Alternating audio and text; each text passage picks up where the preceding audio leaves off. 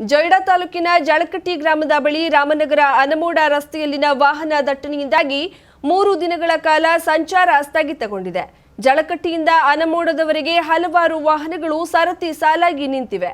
ಅದರಿಂದ ಚಾಲಕ ಮತ್ತು ಕ್ಲೀನರ್ಗಳಿಗೆ ಹಸಿವಿದ್ದರೂ ಆಹಾರವಿಲ್ಲ. ನೀರಡಿಕೆಯಾಗುತ್ತಿದ್ರೂ ನೀರಿಲ್ಲದ ಪರಿಸ್ಥಿತಿಯಿಂದಾಗಿ ಪರದಾಡುವಂತಾಗಿದೆ. ಖಾನಾಪುರದಿಂದ ಅನಮೋಡವರೆಗಿನ ಬೆಳಗಾವಿ ಗೋವಾ ರಾಷ್ಟ್ರೀಯ ಹೆದ್ದಾರಿಯ ಗುತ್ತಿಗೆಯನ್ನ ದಿಲೀಪ್ ಬಿಲ್ಡ್ ಕಂಪನಿಗೆ ನೀಡಲಾಗಿದೆ. ಆದರೆ ಈ ಕಂಪನಿಯ ಕಾಮಗಾರಿ ಹಿಂಪಡೆಯುವಿಕೆಯಿಂದಾಗಿ ಹೆದ್ದಾರಿಯ ಕೆಲಸ ಅಪೂರ್ಣವಾಗಿದೆ. ರಾಮನಗರದಿಂದ ಅನಮೋಡಗೆ ಹೋಗುವ ದಾರಿಯಲ್ಲಿ ಅನೇಕ ಸ್ಥಳಗಳಲ್ಲಿ ಗುಂಡಿಗಳಿವೆ. ಮಳೆಯಲ್ಲಿ ಈ ಹೊಂಡಗಳಲ್ಲಿ ನೀರು ಸಂಗ್ರಹವಾಗಿ ರಸ್ತೆ ಸಂಪೂರ್ಣವಾಗಿ ಕೆಸರುಮಯವಾಗಿರುತ್ತದೆ.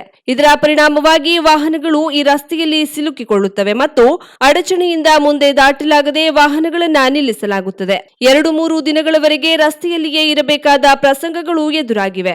ಇದು ವಾಹನ ಚಾಲಕರಿಗೆ ಅನಗತ್ಯವಾಗಿ ಅನಾನುಕೂಲತೆಯನ್ನ ಉಂಟು ಮಾಡುತ್ತಿದೆ. ಅವರು ಆ ಸ್ಥಳದಲ್ಲಿ ಆಹಾರವಿಲ್ಲದೆ ಹಸಿವಿನಿಂದ ಬಳಲುತ್ತಿದ್ದಾರೆ.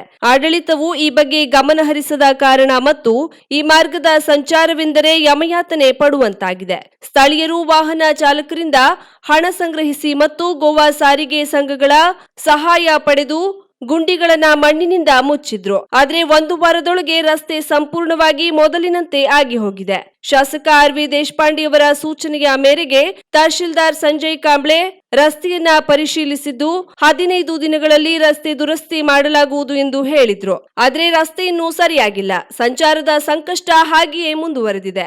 ಇನ್ನು ರಾಷ್ಟ್ರೀಯ ಹೆದ್ದಾರಿ ಕಾಮಗಾರಿ ಪೂರ್ಣಗೊಳ್ಳುವವರೆಗೂ ತಾತ್ಕಾಲಿಕವಾಗಿ ಒನ್ ವೇ ರಸ್ತೆಗಳನ್ನ ನಿರ್ಮಿಸುವ ಮೂಲಕ ಸಂಚಾರಕ್ಕೆ ಅನುಕೂಲವಾಗುವಂತೆ ಕೇಂದ್ರ ಸರ್ಕಾರದಿಂದ 10 ಕೋಟಿ ರೂಪಾಯಿ ಮಂಜೂರು ಮಾಡಲಾಗಿದೆಯಾದ್ರೂ ಮಳೆಗಾಲ ಮುಗಿದ ನಂತರವಾದ್ರೂ ರಸ್ತೆ ನಿರ್ಮಾಣವಾಗಬಹುದಾ ಎಂದು ಕೇಳುವಂತಾಗಿದೆ. ಸರಕು ವಾಹನಗಳು ಅನಮೋಡ ಮಾರ್ಗವಾಗಿ ಚಲಿಸುತ್ತವೆ. ಶುಲ್ಕ ವಸೂಲು ಮಾಡಲಾಗುತ್ತದೆ. ಆದರೆ ಸರಿಯಾದ ರಸ್ತೆ ಇಲ್ಲದೆ ಪರದಾಡುವಂತಾಗಿದೆ. ರಸ್ತೆಯಾದ್ರೂ ಸರಿ ಮಾಡಿ, ಇಲ್ಲವೇ ಶುಲ್ಕ ವಸೂಲಿಯನ್ನಾದ್ರೂ ಕೈ ಬಿಡಬೇಕೆಂದು ಚಾಲಕ ಲಕ್ಷ್ಮಣ್ ಹೇಳ್ತಾರೆ. ಅಲ್ಲೇ ಓನರ್ ದುಡ್ಡು ಅದು ಓನರ್ ದುಡ್ಡು ಲೆಕ್ಕ ಬರ್ಕೊಡ್ತೀವಿ. ಏನಾದರೂ ಒಂದು ಫಿಕ್ಸೆಡ್ ಮಾಡಿರ್ತಾರೆ, ಇಷ್ಟೇ ಕೊಡಬೇಕು ಅನ್ನೋದು. ಇಂಥ ಗಾಡಿಗಳಿಗೆ 300 ನೋಡಿ, ಅದು ಇದು 500 ರೂಪಾಯಿ, ಇದು 12 ವೀಲು, ಇದಕ್ಕೆ 300. 1,000 ಗಾಡಿ ಬಂದರೆ 300 ರೂಪಾಯಿ 500 ರೂಪಾಯಿ. ಹೆಂಗಂದ್ರೆ ಪ್ರತಿ ಟ್ರಿಪ್ಪು ನಾನು ಕೊಟ್ಟೋಗ್ತೀವಿ. ಈ ಕಡೆ ಹೋದ್ರೇನು ಕೊಟ್ಟೋಗ್ತೀವಿ, ಆ ಕಡೆಯಿಂದ ಬಂದ್ರೇನು ಕೊಟ್ಟೋಗ್ತೀವಿ. ಊರವ್ರು ನಾವೇನು ಅವ್ರಿಗೆ ಯಾರಿಗೆ ರೋಡ್ ಮೇಲೆ ಬಂದು ನಿಂತಿರ್ತಾರೆ, ಜನ ಒಂದು 10-20 ಜನ ನಿಂತಿರ್ತಾರೆ.